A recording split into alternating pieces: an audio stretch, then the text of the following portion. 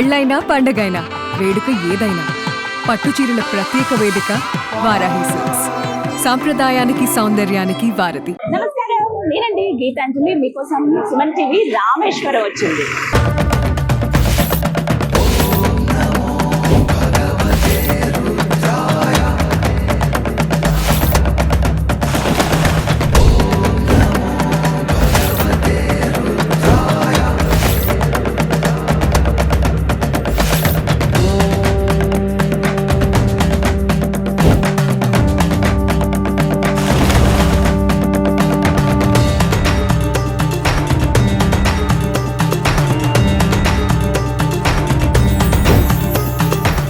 రామేశ్వరంలో Suman TV.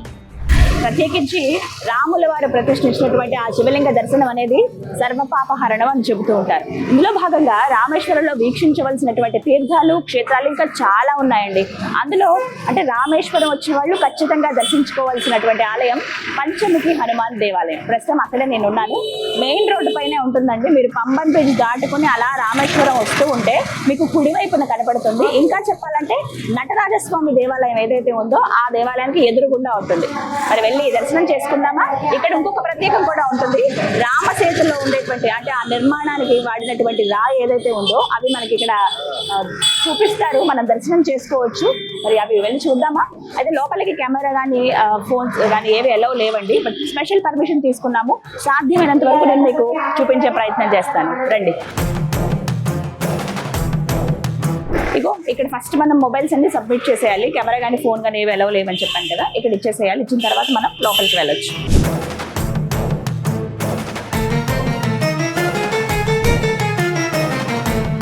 మనం లోపలికి అడుగు పెట్టగానే ముందు దర్శించుకోవాల్సింది ఒక సమాధి అండి. అది ఎవరిదంటే తులసీదాస్ బాబాజీ గారి సమాధి. వారు 700 సంవత్సరాల క్రితం జీవ సమాధి చెందారు. ఇక్కడే ఆయన హనుమాన్ని పూజించారు. 700 సంవత్సరాల క్రితం ఒక రాయికి వెలిసినటువంటి స్వయంభూగా వెలిసిన హనుమాన్ని, పంచముఖ హనుమాన్ని కొలిచింది వారే. అప్పటి నుంచి అలా పూజలు కొనసాగుతూ వస్తున్నాయి. అయితే వారు మాత్రం జీవ సమాధి చెందారు. వారి సమాధి మనకి ఇక్కడ కనపడుతుంది. ఒక్క నిమిషం దండం పెట్టుకుని ధ్యానం చేసుకుని వెళ్ళొచ్చు.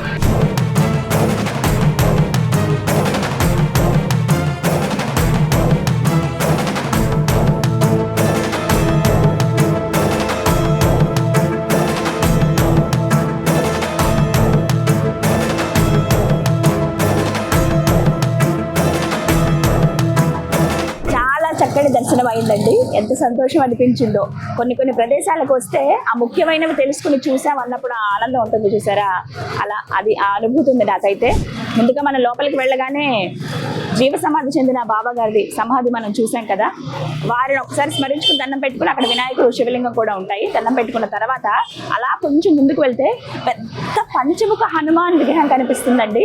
ప్రతిష్ఠించిందే. అయితే 18 ఫీట్లు ఉంటుంది. ఏకశిల విగ్రహం అండి. ఎంత బాగుందో అంటే నల్లటి విగ్రహము. స్వామికి నువ్వుల నూనెతో అభిషేకం చేస్తారు. మామూలుగా మన ఆంజనేయ స్వామి అంటే సింధూరంతో చూస్తాం కదా, కానీ ఇక్కడ ఏంటంటే అభిషేకం చేస్తారు నల్ల నువ్వుల నూనెతోటి. అంటే శని దోషాలు ఎవరికైతే ఉంటాయో వాళ్ళు ఇక్కడ స్వామిని దర్శించుకుంటే ఎంతో పుణ్యప్రదం. వారికి ఉన్నటువంటి శనిపీడ కాస్త తగ్గుతుంది అని చెప్తారండి. శని మంచి చేస్తాడు అనే విషయం కూడా చెప్తారు. ఒకసారి దర్శించుకుంటే చాలా అదొక మహద్భాగ్యంగా కూడా చెప్తారు. అలా ఆ స్వామిని 18 ఫీట్లలో ఉన్న పంచముఖ హనుమాన్ని చూసి అలా నెమ్మదిగా మనం లోపలికి వెళ్ళొచ్చు. అక్కడ మనకి క్లియర్ గా రాసి ఉంటుంది బోర్డు మీద, floating stone, Ram Setu floating stone మీరు చూడొచ్చు అని చెప్పి. అలా నెమ్మదిగా లోపలికి వెళ్తే బాబాజీ ఎవరైతే ఉన్నారో వారి తర్వాత ఉన్నటువంటి గురువులు ఎవరైతే ఉన్నారో వాళ్ళందరి ఫొటోస్ మనం చూడొచ్చండి. ఎవరెవరు ఎంతకాలం పాటు ఇక్కడ సేవలో ఉన్నారు అని చెప్పి. అలా అవన్నీ చూసుకుంటూ నెమ్మదిగా మనం ముందుకు అలా నడుచుకుంటూ వెళ్తే లోపల కేసీఆర్ గారు వచ్చారట. అయితే ఆయనకి ఎలా స్వాగతం పలికారు, ఆయనకి ఎలా చూపించారు ఈ ఫ్లోటింగ్ స్టోన్స్ అవన్నీ చెప్పి కొన్ని ఫొటోస్ ఎగ్జిబిట్ చేశారు. అవి అలా చూసుకుంటూ బయటకు వస్తే మనకి ఫ్లోటింగ్ స్టోన్ ఏదైతే ఉందో అది చూపిస్తారండి. దానికి సంబంధించిన కథ అంతా చెప్తారు ఏంటి ఎలాగా అని చెప్పి. 1964వ సంవత్సరంలో పెద్ద తుఫాన్ వచ్చింది కదా, అప్పుడు ఈ రాళ్ళు ఒడ్డుకి కొట్టుకొచ్చాడు ధనుష్కోడి దగ్గర. ఏంటో ఇవి ఇంతకున్నాయని చూస్తే అవేమో తేలుతున్నాయి పైకి. అప్పుడు అర్థమైంది ఇవి నిజంగా రామసేతు నిర్మాణంలో వాడినవే కదా అని చెప్పి తీసుకొచ్చి దానిలో కొంత ముక్క కట్ చేసి టెస్టింగ్కి పంపిస్తే ఇవి ఆ కాలం నాటివే అని తెలిసిందంట. అప్పటి నుంచి ఇంకా క్లియర్ కట్ నిర్ణయానికి వచ్చారు ఇవి రామసేతులో వినియోగించిన రాళ్లే. మనకి దగ్గర అక్కడ ఒక 10 రాళ్ల వరకు మనకు కనపడతాయండి. ఒకటి కంప్లీట్ గా వాటర్ లో వేసి చూపిస్తారు ఎలా తేలుతుంది ముట్టుకుందా అని.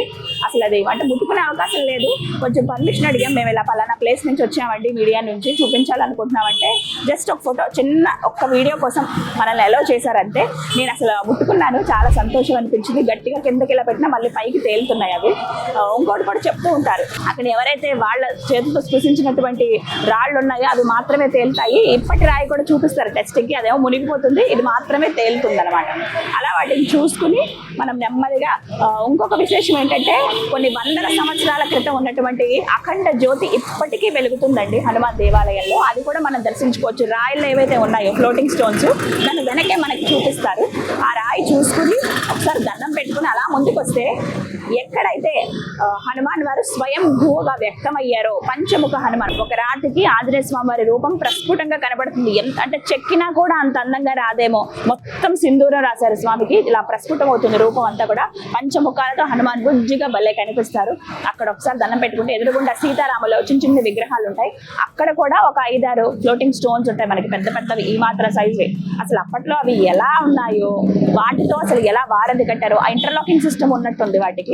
అందుకని ఆ రాళ్ళు కూడా ఒకసారి చూసిస్తే చాలు, జన్మ ధన్యమైనట్టే. ఆయన వీళ్ళందరూ అంటే ఆంజనేయ స్వామి గారి, సుగ్రీవుడు కానీ, వానర సైన్యం వీళ్ళంతా స్పృశించి రామ రామ అంటూ వేసినటువంటి ఆ రాళ్ళు రాముల వారు దానిపైన నడిచారు. రామ లక్ష్మణుల వారు నడిచినటువంటి రాళ్ళవి, అవి ఎంత పుణ్యప్రదమో కదా.